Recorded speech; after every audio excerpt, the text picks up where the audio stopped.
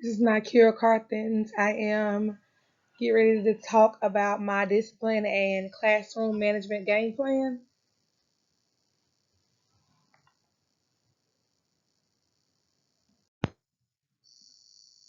Discipline to me is when you teach a person how to act. You teach a person or a student, a child, how to behave.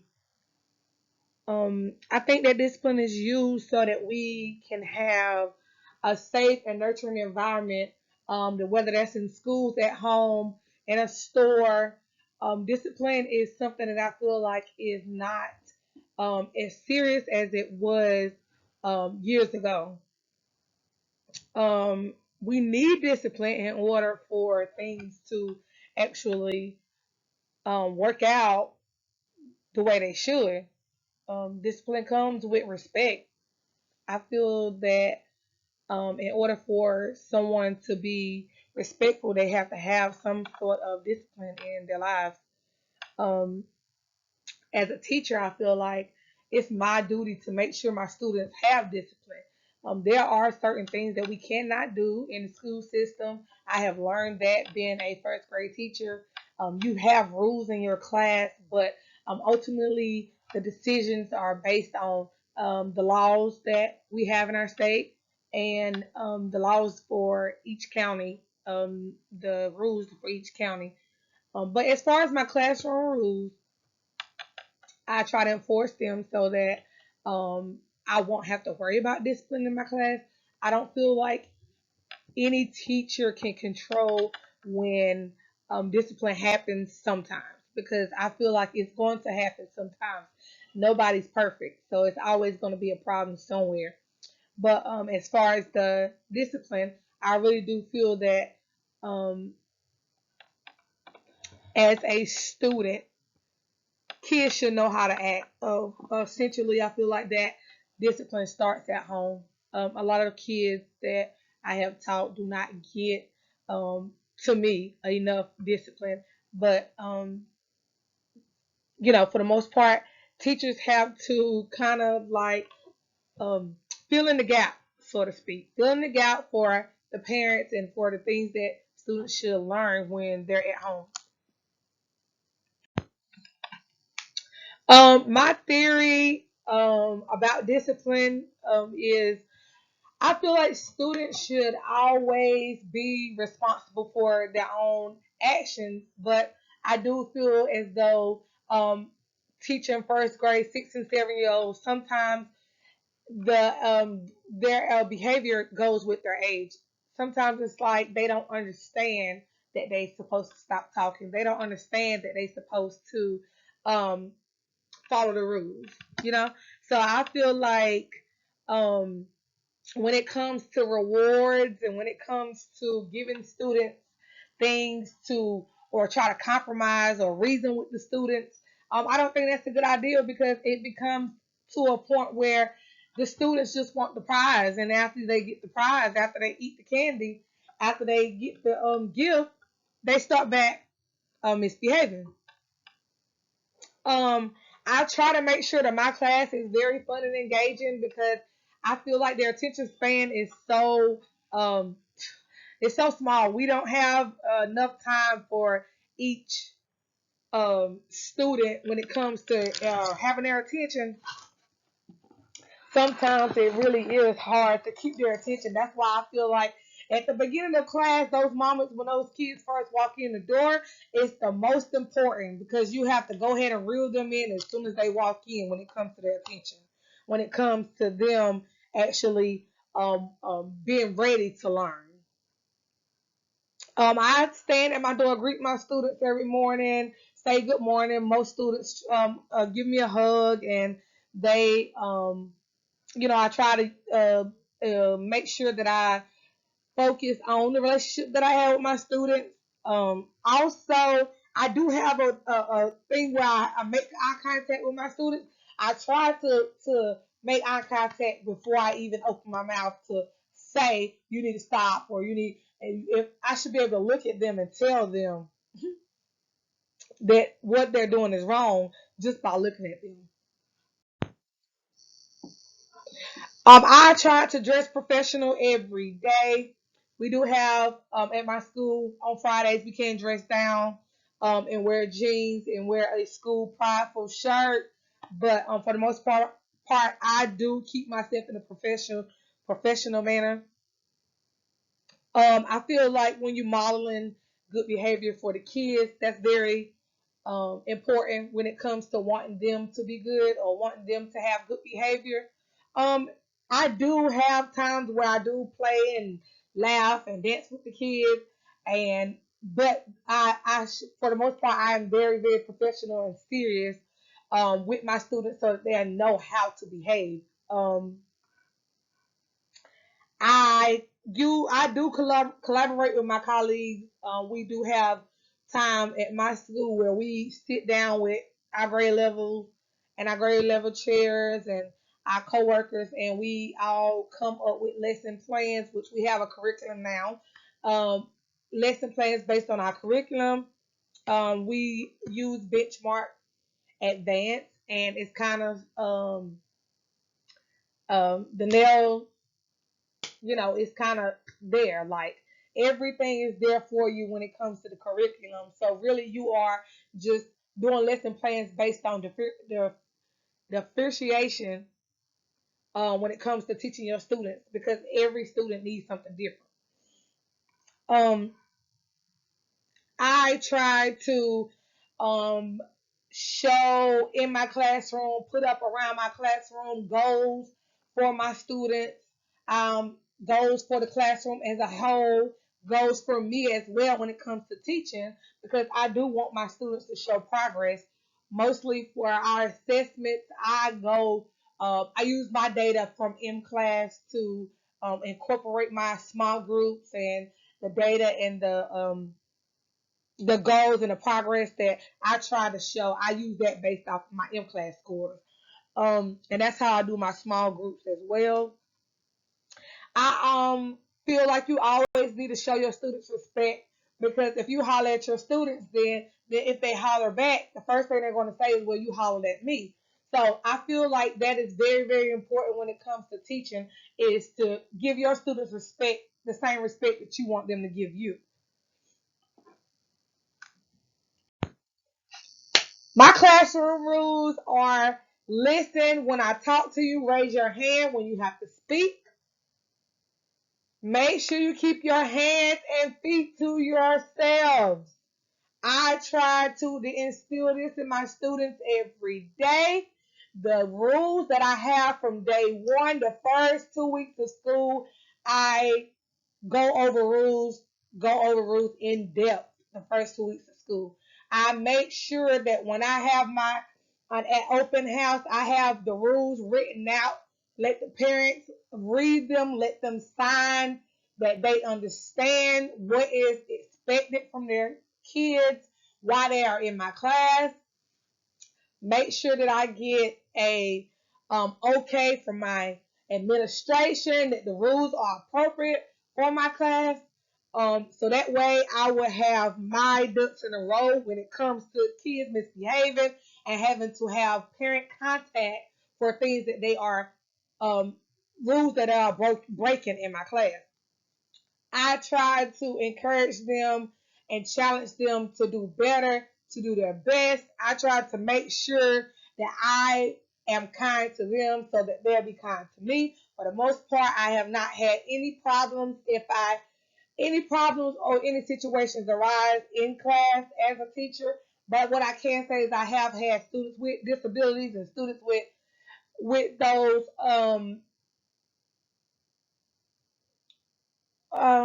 like challenges in their behavior, but those students were diagnosed with a behavioral problem, something that those students don't understand or they can't control.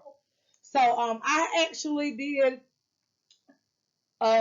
work as an assistant in a EC classroom, so I do know the in and outs of students that have behavior problems that they can't control. So when I seen those students in my class, I was able to have a heads up about it and be able to control those students a little bit different than maybe a teacher that doesn't know a lot about behavior problems.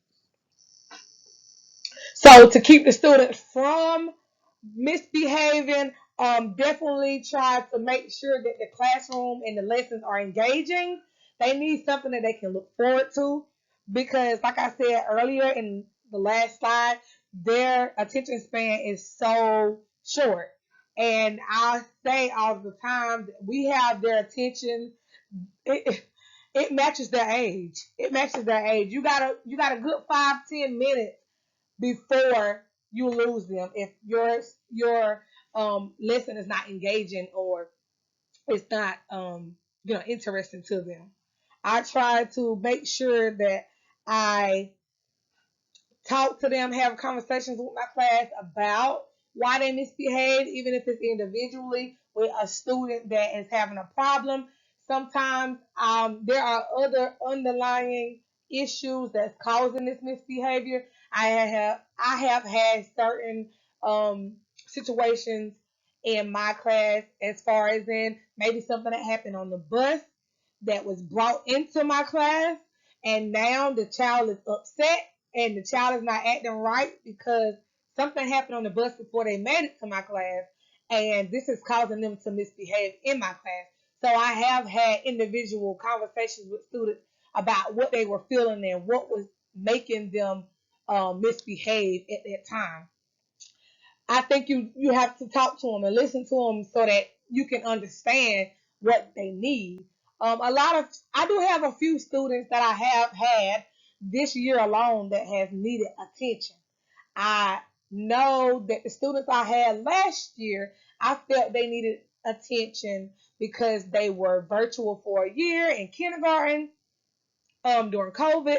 So it was like last year was their first year being in a actual school setting. So but those students actually came out to be a little bit more independent than the students I have this year. And I've tried to put all that together and I've come up with the fact of um those students that I have this year, they missed pre-K, which you learn a lot of the essentials that you need to be successful in school in pre-K.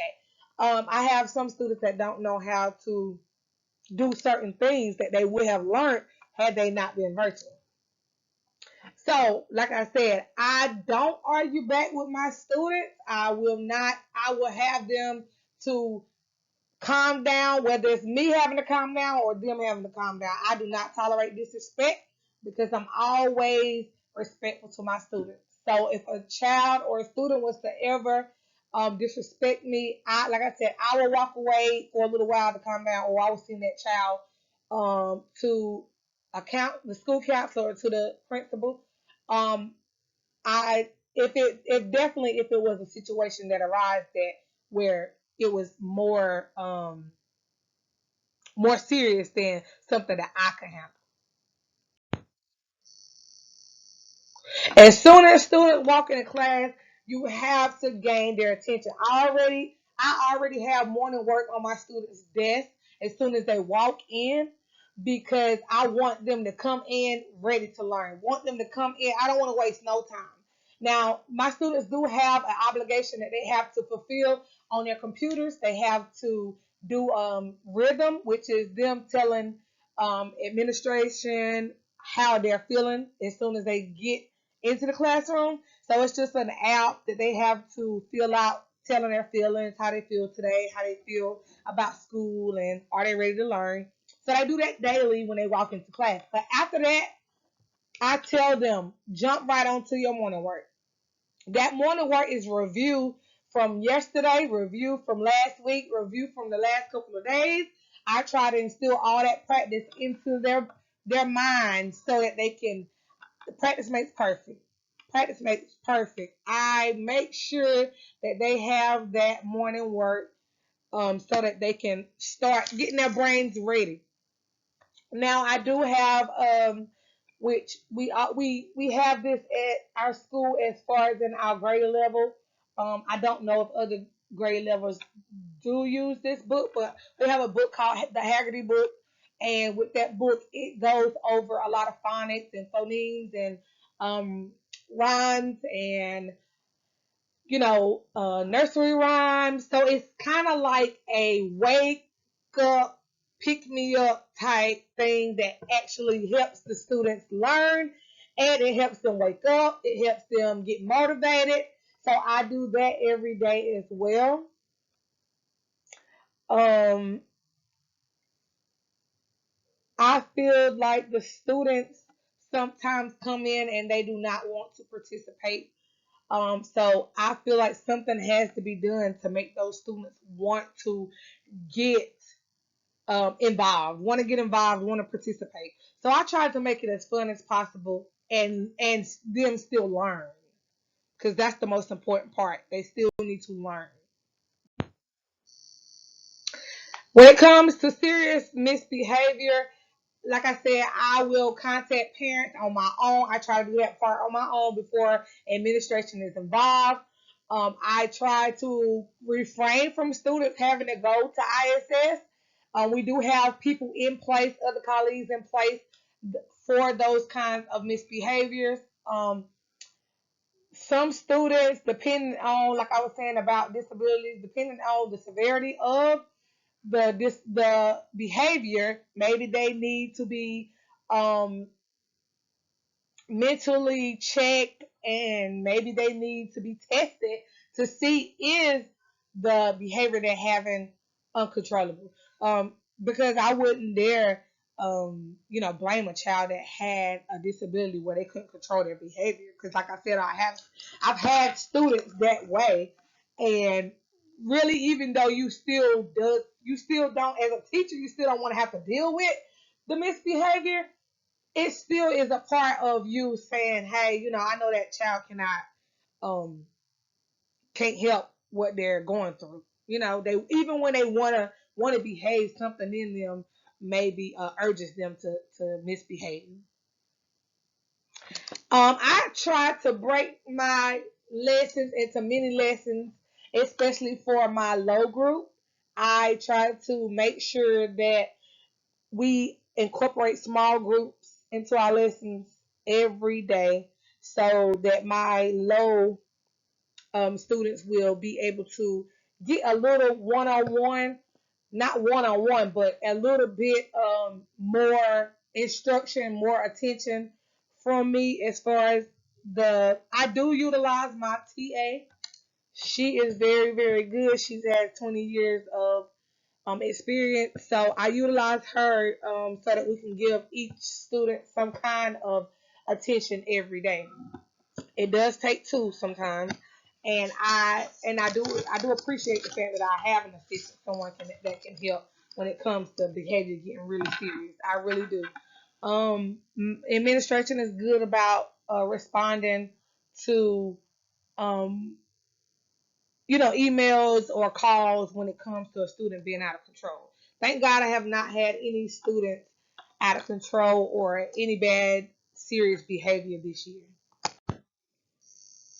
I always give my principal updates. My assistant principal, she usually handles a lot of misbehaviors. I always update her if I have a student that's not, complying with my rules. Um, I always reach out to my family, send good word, all the word home on Friday so parents can see where their child is as far as academics.